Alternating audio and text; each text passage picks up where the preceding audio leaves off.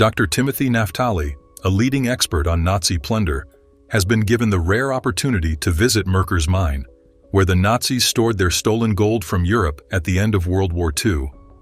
The town of Merkers is still home to a working salt and potassium mine, and the Nazis' secret treasure room is not easily accessible. Dr. Naftali has never had the chance to visit this site before, but with the help of a mining truck and a knowledgeable driver, he has reached a nondescript entrance to the room the Nazis called Number 8.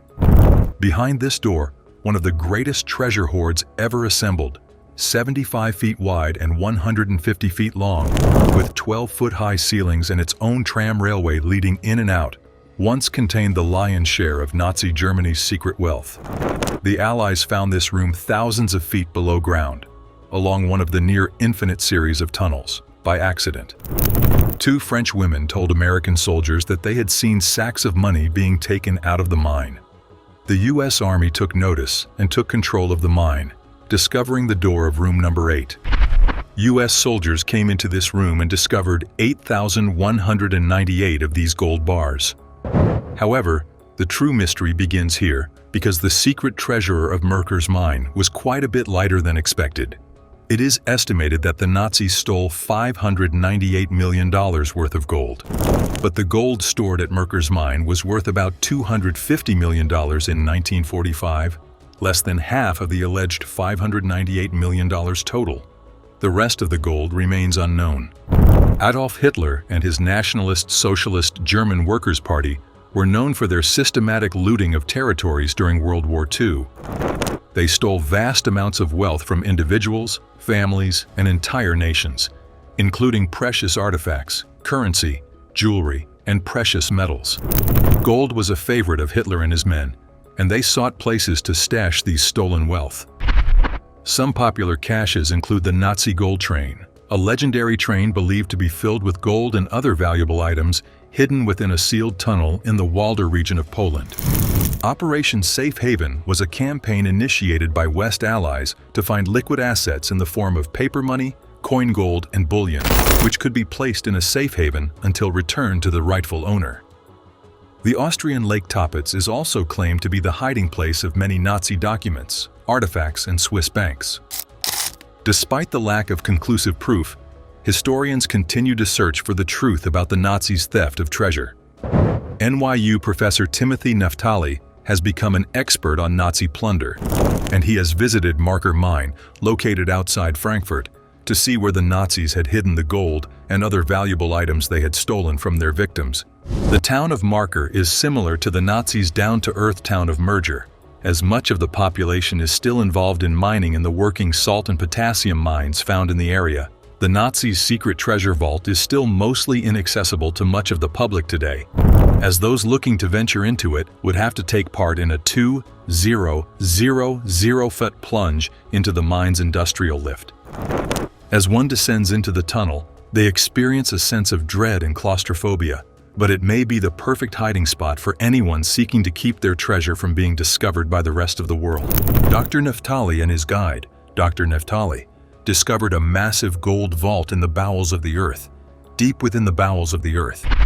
The mine was so large that it would have taken years for anyone to find their way around without even coming close to finding the gold. The room labeled Number 8 was considered to be the location of one of the largest treasure hoards ever put together.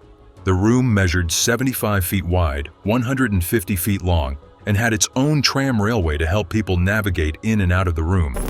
Dr. Naftali could see why the Nazis would have picked this location, but he couldn't imagine how anyone would have come across it without some help.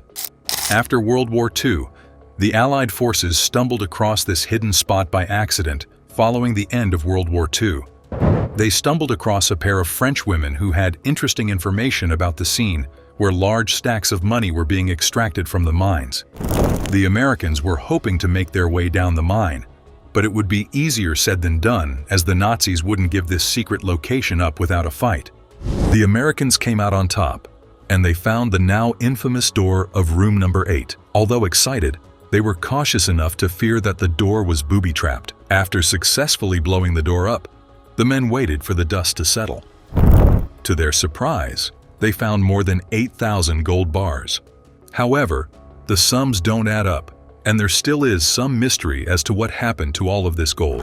It is believed that the Nazis had stolen almost $600 million worth of gold, according to 1945 standards. After conducting an examination on what was left in the room, it is believed that only about $250 million of the treasure was in the room at the time the Americans discerned the vault. At least $350 million worth of gold was gone forever, and the rest of the treasure is unknown. Dr. Neftali continues to discuss the mysterious nature of the treasures that were stolen from the victims of World War II by Hitler and his Nazi scourge. He wants to see more gold subscribers join the hunt for lost treasures, hidden riches, and legendary gold discoveries. John Casey, a construction contractor from the U.S., is returning to the Philippines with a team to continue his search for Yamashita's gold. He believes that Japanese General Tomoyuki Yamashita took billions of dollars in treasure looted by Japan during World War II and buried it in the Philippines, including somewhere in this mountain. According to an eyewitness, mysterious wooden crates were hauled up the mountain by prisoners of war and buried in tunnels, which were then destroyed one day. John follows a series of mysterious symbols to 3 promising sites: a waterfall, a crater known as Breach 6, and a camouflage tunnel they uncovered last year. The team disperses across the mountain with miners Levi and Gio working on clearing the tunnel dam and moving dirt. They are concerned about the groundfall potential and the potential for groundfall if they get inside the tunnel. The team works on the tunnel, installing a support fence to prevent rock slides and digging out the entrance. They are excited to find an old tunnel in better shape than expected, but are worried about the potential groundfall potential. General Yamashita was known for tunneling and burying treasure inside mountains, so they wouldn't put that timber in there if they didn't want it to last.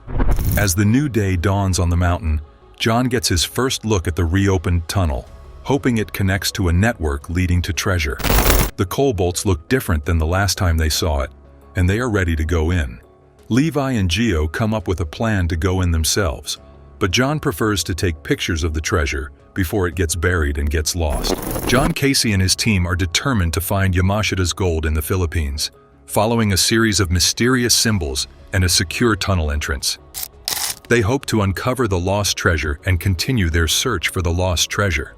A visit to a tunnel in Japan, where the author is intrigued by the information it contains. They are interested in the construction of the tunnel and the markings left behind by the occupants. They notice a chisel mark on the wall, which appears to be a tool mark. The other side of the tunnel does not appear to be a pneumatic drill, suggesting that it could be very old. Japan had slave labor during World War II, with around 27,000 Americans being taken as prisoners by Japan. It is believed that Yamashita relied on these POWs to construct his network of treasure tunnels. The tunnel's posters displayed American numbers painted whitewashed down to the post, possibly indicating that Americans were present. They then notices a black object on the floor, which appears to be a handle or something else. The object has grooves and a blade that looks like a knife. The author suspects that the manipulator arms are strong enough to move the object. They are eager to see what it is and try to grab a hold of it to gain an idea of its origin. They find a K-bar on the back of the knife, which is a military-style fighting knife used since World War I.